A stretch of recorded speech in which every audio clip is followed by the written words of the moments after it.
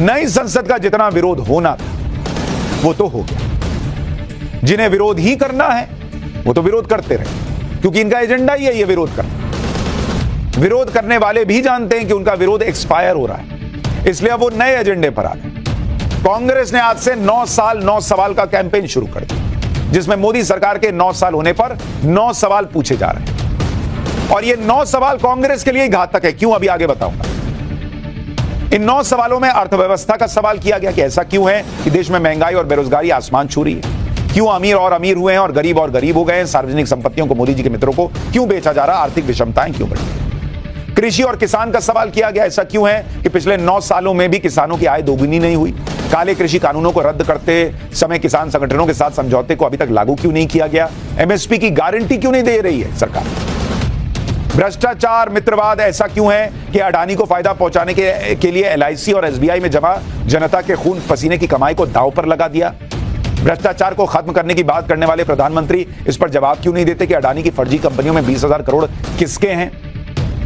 चीन और राष्ट्रीय सुरक्षा को चौथा सवाल बनाया इन्होंने कि ऐसा क्यों है कि चीन को लाल आंखें दिखाने की बात करने वाले प्रधानमंत्री ने उसे 2020 में क्लीन चिट दे दी, जबकि वो आज भी हमारी जमीन पर कब्जा करके बैठा है। 5वां सवाल इनका सामाजिक सद्भाव का है कि ऐसा क्यों है कि चुनावी फायदे के लिए जानबूझकर बंटवारे की राजनीति को हवा दी जा रही है, समाज में डर का माहौल बनाया जा रहा है। 6ठा सामाजिक न्याय, ऐसा क्यों है कि महिलाओं, दलितों, एससी, एसटी, ओबीसी और अल्पसंख्यकों के खिलाफ हो रहे अत्याचारों पर प्रधानमंत्री चुप है। 7वां लोकतांत्रिक संस्थाएं, ऐसा क्यों है कि विपक्षी दलों और नेताओं के खिलाफ बदले की भावना से कार्रवाई की जा रही है, क्यों जनता द्वारा चुनी हुई विपक्षी दलों की सरकारें गिराई गई हैं। इस तरह के सवाल किए गए। 8वां सवाल किया कि जन कल्याण की योजनाएं, ऐसा क्यों है कि बजट में कटौती करके मनरेगा जैसी जन कल्याण की योजनाओं को कमजोर किया गया है। 9वां सवाल कोरोना मिसमैनेजमेंट, ऐसा क्यों है कि कोरोना के कारण 40 लाख लोगों की मौत के बाद उनके परिवारों को मुआवजा देने से मना कर दिया गया, क्यों अचानक लॉकडाउन करके लाखों कामगार साथियों को घर जाने के लिए मजबूर किया गया, उन्हें उनके हाल पर छोड़ दिया गया। तो 9 साल पर कांग्रेस के ये 9 सवाल। अब ये वही पुरानी बातें हैं जिनके आधार पर मोदी विरोध का एजेंडा सालों से चलाया जा रहा है।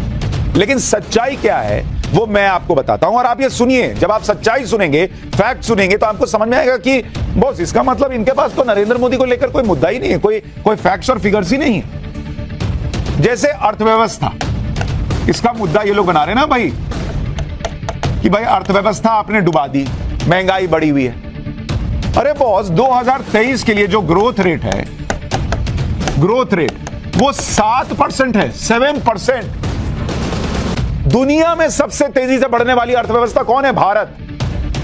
आईएमएफ, वर्ल्ड बैंक ये ब्राइट स्पॉट बता रहे हैं इंडिया को कि भैया इंडिया जैसा चमक रहा है वैसा दुनिया में कोई देश नहीं चमक रहा। तो जिस इंडिया को ब्राइट स्पॉट बता रहे हैं उसको ये लोग कह रहे हैं कि अर्थव्यवस्था मोदी जी ने डुबा दी। इसका मतलब आप तो गलत मुद्दा उठा रहे भाई। महंगाई का मुद्दा कह रहे हैं कि भाई आप देखिए महंगाई जो है वो किस तरह से नरेंद्र मोदी सरकार ने बढ़ा दी। 2014 से 2022 तक, 2014 से 2022 तक ये औसत बता रहा हूं आपको, औसत महंगाई वो 7% से नीचे रही है। मतलब कोरोना आ गया, रूस यूक्रेन युद्ध आ गया, दुनिया में महंगाई से लोग बाप बाप कर रहे हैं, देश डूब रहे हैं, लोग एक वक्त का खाना छोड़ रहे हैं, फिर भी इंडिया में महंगाई जो है वो कई देशों के मुकाबले कम है।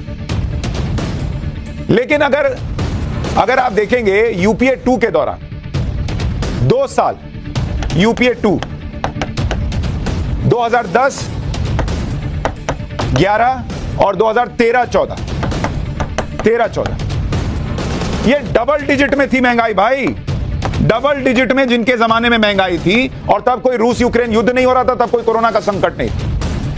11.9%, 10% 2013 में। और आप कह रहे हैं कि महंगाई जो है वो भारत में क्यों ज्यादा? आपका तो पहला ही सवाल जो है वो गड्ढे में गिर गया। पाकिस्तान में महंगाई कितनी है? पाकिस्तान में महंगाई देखिए, पाकिस्तान में महंगाई 36% पे बॉस, 36%। पड़ोसियों का हाल दिखा रहा हूं, श्रीलंका, श्रीलंका में महंगाई दर आज की डेट में 33% पर है। बांग्लादेश, बांग्लादेश एक और पड़ोसी, यहां पर महंगाई दर 9% पर है, डबल डिजिट छूने वाली है।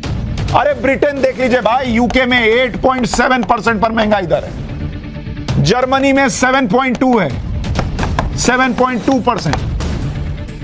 वहां तो मंदी चल रही है। और इंडिया में अभी आपको मैंने बताया, इंडिया में 4.8% पर है लेटेस्ट जो आया है डेटा। कहां लोग कहां पहुंचे हुए हैं, और इंडिया 4.8% की महंगाई दर पर, और ये लोग कह रहे हैं कि मोदी जी के खिलाफ पहला सवाल, महंगाई आपने बढ़ा दी, अर्थव्यवस्था डुबा दी। अरे भैया, आपका तो सवाल ही डूब गया फैक्ट से जाइएगा तो। फिर उन्होंने किसानों का सवाल किया कि भाई एमएसपी की बात, एमएसपी पे कानून क्यों नहीं बनाते? भाई एमएसपी पे कानून आप भी नहीं बनाते थे, मनमोहन सिंह भी नहीं बनाते थे, क्योंकि उनको पता था ये डेवास्टेटिंग होगा, देश को बर्बाद कर देगा। लेकिन एमएसपी पर खर्च कितना हो रहा है सालाना, अगर आप देखिए एमएसपी पर खर्च देखिए जो ये सरकार कर रही है, 2,37,000 करोड़, 2,37,000 करोड़ का खर्च कर रही है। खाद सब्सिडी जो दे रही है किसानों को, वो खाद सब्सिडी पर सरकार ने जो है वो खर्च किया है 1,78,000 करोड़, 1,78,000 करोड़। और आप कह रहे किसानों के लिए कुछ हो ही नहीं रहा है। किसान सम्मान निधि KSN, इस पर अभी तक 2 लाख करोड़ रुपए किसानों के अकाउंट में जा चुके हैं। आप कह रहे हैं किसानों के लिए कुछ कर ही नहीं रहा, आपको तो ये मुद्दा भी गड्ढे में गया। एमएसपी को लागत का 1.5 गुना फिक्स कर दिया। एमएसपी लगातार बढ़ाई, जैसे धान की एमएसपी 2014 में 1,310 रुपए प्रति क्विंटल थी, 2022 में बढ़ाकर 2,040 रुपए प्रति क्विंटल। गेहूं की एमएसपी 2014 में 1,400 रुपए क्विंटल थी, आज के डेट में 2,125 रुपए क्विंटल हो गई थी 2022 में। यह मुद्दा भी आपका हवा में चला गया। आप तो खुद ही बता रहे हैं, सवाल रखते हैं, पत्रकार जो है वो फैक्ट्स निकालते हैं, पता चलता है मोदी पास हो गए, आप फेल हो गए। इसी तरह से कांग्रेस के 9 सवालों में वही घिसी पिटी बात भी है कि अडानी को फायदा पहुंचाने के लिए एलआईसी और एसबीआई में जनता की गाड़ी कमाई को दांव पर लगा दी। जबकि सच यह है कि अडानी ग्रुप में एलआईसी के निवेश वैल्यू का लेटेस्ट आंकड़ा आया। और आपको क्या कहता है वो आंकड़ा पता है? एलआईसी का निवेश, या एलआईसी देखिए, सिर्फ एलआईसी के बारे में आपको बताता हूं। अडानी ग्रुप में जो निवेश किया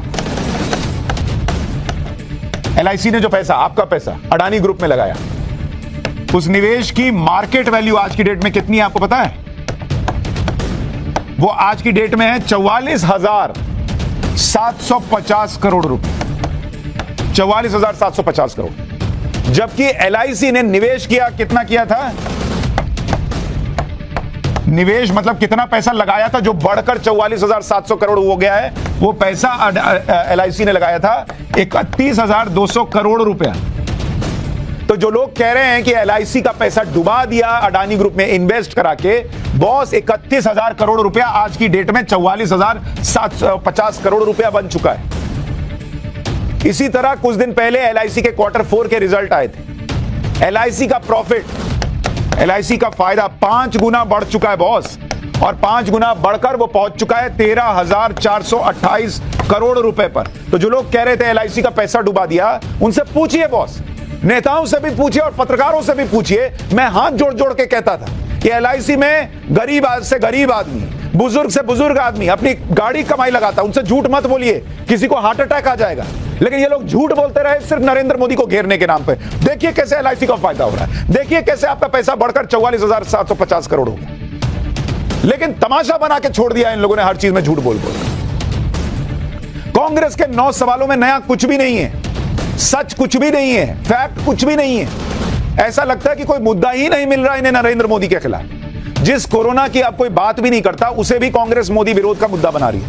जबकि कोविड मैनेजमेंट पर खुद WHO ने पीएम मोदी की तारीफ की थी। जिस तरह से पीएम मोदी ने कोरोना के वैक्सीनेशन प्रोग्राम को जन आंदोलन बना दिया था, WHO ने उसकी भी तारीफ की थी। कोरोना वैक्सीनेशन के आंकड़े क्या हैं? 220 करोड़ डोजेज अभी तक लगाई जा चुकी, लगभग 150 देशों को 24 करोड़ डोज दी गई। और अभी जो हाल में पपुआ न्यू गिनी देश के दौरे पर पीएम गए थे और वहां पैर छूने की तस्वीरें आई थी, वहां के पीएम ने पैर छू लिए थे नरेंद्र मोदी के, वो उसी कोरोना के संकट काल में जो दुनिया की मदद की थी। दुनिया पैर छू रही है बॉस, WHO तारीफ कर रहा है, और यहां ये लोग लिख रहे हैं 9 सवाल, कोरोना में आपने क्या देश को बर्बाद कर दिया।